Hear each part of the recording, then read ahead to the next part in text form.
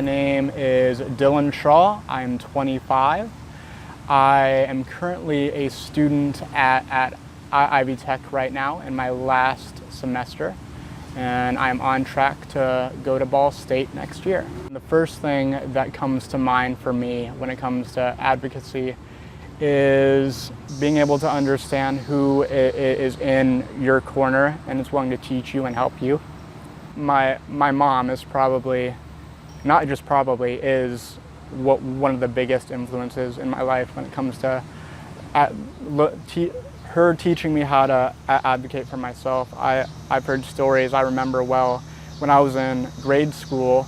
My physical therapist at the time at the school was trying to force me to stay in a wheelchair. And my mom pretty much had to tell her, no, you don't force him to do that. If he wants to get up and learn to walk on his own, you know, he should be able to do that. I've heard stories about how she would be on the phone with doctors and try to get my needs met. And, you know, she instilled in me a sense of, you know, you've got to be able to fight for the things that you need. And I would say the other influence is my dad, of course. He never let me feel sorry for myself. And he would do things for me. He's always been big into sports, so I remember when I was younger, we would spend hours throwing around a football, or I would hit baseballs off of tees, and that was cool because we both knew that I would never be a star athlete. But for me, it was those really small moments that kind of made me feel like a sports star, and those were super important moments for me. I had a difficult time leaving my last job at Meyer. Work environments changed, and the environment at Meyer got to a point where it wasn't really welcoming to me as a person with a disability, so that was difficult. I had never dealt with higher-ups in a corporation that didn't really care about me, so having to come to terms with understanding that there are people in this world that just don't care, that you're just a statistic to them, that you're just a body. That was kind of difficult for me to deal with, but I was able to advocate for myself by making my needs known, and when they weren't met, being assertive about those needs without being aggressive. I was still able to remain professional as I spoke with my superiors. That's really important. And then a couple years prior to me leaving Meyer, some folks from corporate came in to have a meeting with the employees with special needs, and we were pretty much tasked with offering suggestions about how Meyer could improve as a company and what they were already doing pretty well. And some of my coworkers wouldn't really speak up, so I kind of led the entire meeting without really meaning to. And I pretty much told corporate, okay, you can put heavier or put automatic buttons on the doors to the bathrooms, and then you can make the cashiering stations handicap accessible because they are only made to stand up when you use them. I pretty much laid out, all right, Meyer, here's the problem. This is why it's a problem. This is how it can affect Meyer positively. They would have more chances to hire disabled employees. They could even open up more jobs for elderly people who are looking for a job, but they have problems with mobility. The bathroom doors would allow for not just accessibility for the disabled population, but for universal accessibility for all people, no matter what they're dealing with. And that meeting really made me feel like I had a like impact at Meyer, and corporate seemed really, really impressed and receptive to the things that I was saying. So for me to step up and speak when nobody else would, I didn't really think of it as advocacy at the time, but it really does qualify as that. So this past May, I walked to do graduation, not actually walked, but did the whole graduation ceremony. And it was interesting to me because I assumed that I would be treated like everyone else. I would get to do the, I think it's called a graduation procession, where all the students come down the aisle and parents and friends get to watch their person walk down with their peers. And this took place at Elliott Hall, and as I said, I assumed I'd be treated like everyone else. So I was placed at the bottom of the auditorium, and what I assumed would happen is that someone would come and get me before the procession started, and let me wheel down. And I didn't realize that nobody had thought of me until it was too late. The commencement music had already started. So it was another case of a disabled person being forgotten and not really being treated with respect like everybody else. I had assumed that I would at least be asked, hey, do you want to walk with the rest of the students? I would have been like, heck yes I do, let's go. But nobody asked me. So a couple days after that, I went into the disability service office here at Ivy Tech. I spoke to Donna, the lead in that office. I told her how upset I was, how demeaning it was for me to get left behind, how I thought that I shouldn't even have had to say anything about how I wanted to do the walk. And the fact that I had to speak up because people generally just assume that I can't do something or wouldn't want to, that made me really angry. So after I talked to Donna, I got to talk to the head of the graduation committee at Ivy Tech, and I relayed my story to him. I told him how upset I was. I told him how my mother and father had looked forward to seeing me be with my peers and walk down with them, and for them not to see that happen was really heartbreaking, both for them and for my sister that was there.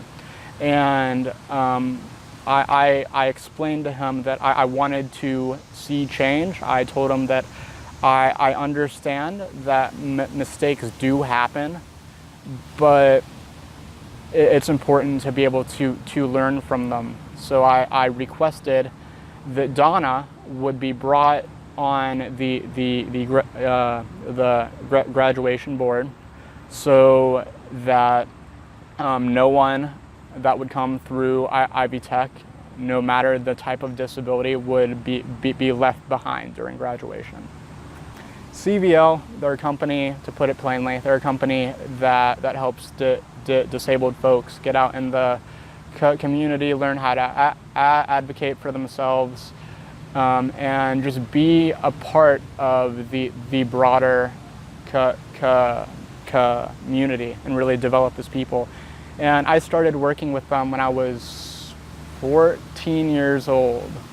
And I used to be a really shy kid, but thanks to the various providers that I've had throughout the years, I was able to kind of break out of that fairly quickly with my first provider. And I remember just wanting to, especially recently, wanting to give back to that company that I had been with for the better part of my young life.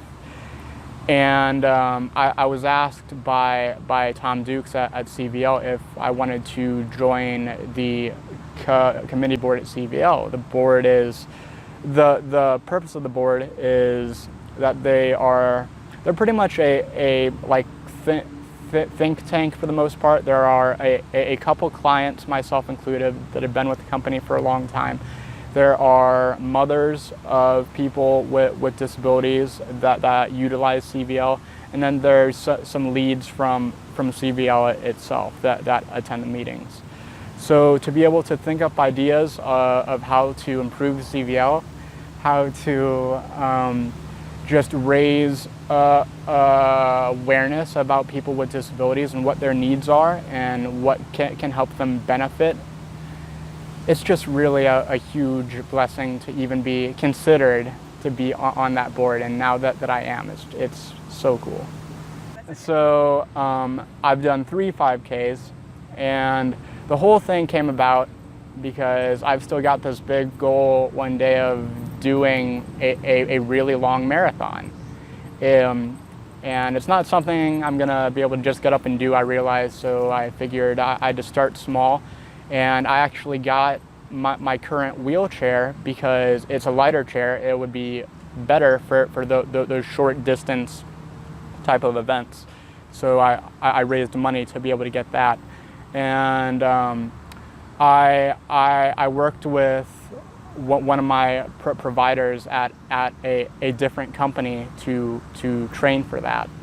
So I did the first one, and then I wanted to keep going because I wanted to build up my endurance to be able to get to a 10K and then further on. So that's been a just long-standing goal that I've had. My future goals would be to professionally, at least for my first career, because a person can have a bunch of careers in their lifetime. But for my first one, I would really love to be a counselor. I wanted to be a therapist since I've been about 13, 14 years old. I've just been fascinated by why people think things, what makes me think the things that I do, what makes my parents think the things that they do, so on and so forth. So I've always been attracted to that field, and just recently I'm starting to kind of narrow it down to thinking that maybe working with the disabled population would be very beneficial, because not many people do that. It's a very niche type of field that hasn't been explored that much, especially working with the disabled. So somebody needs to. I mean, it might as well be a guy that kind of understands what it means to have a disability. Other than that, I kind of want what everybody else wants. I want to be able to pay my bills on time, pay rent. I want to be able to have my own home eventually. I'd like to get a wheelchair accessible house one day. That'd be really, really cool. And that's all I've got for right now. Michelle has been my case manager, oh my goodness, for about 4 years. And out of all the companies that I've had case managers for, she's probably the best one that I've had. And I'm not just saying that at all. Like, I mean that. Like, when I came home from Ball State, I was struggling really hard with depression and figuring out where my place was, and grief over leaving BSU. So she saw me at my absolute worst, and she was there with me through that entire dark period of my life. She never gave up on me. She is just really great at what she does, very kind and compassionate. And she always encourages me to reach the goals that I set. And it's really funny, because one of the long-standing things with us is that I always forget to go to, like, schedule certain appointments, like eye exams. So she's always like, Dill, have you scheduled that, like, eye exam you told me you would go to months ago? And I'm like, well, I will most definitely schedule it after this meeting. I swear I say that type of thing every single time. So just to kind of have that rapport with her after 4 years, and knowing that I can trust her, is really cool. When I was at Ball State, a friend once asked me, what would you say to the world when it comes to people with disabilities? And the thing that I would say is that, don't drag us in the dirt. Don't put us on any type of pedestal. We're not better than you. We are no less and no more.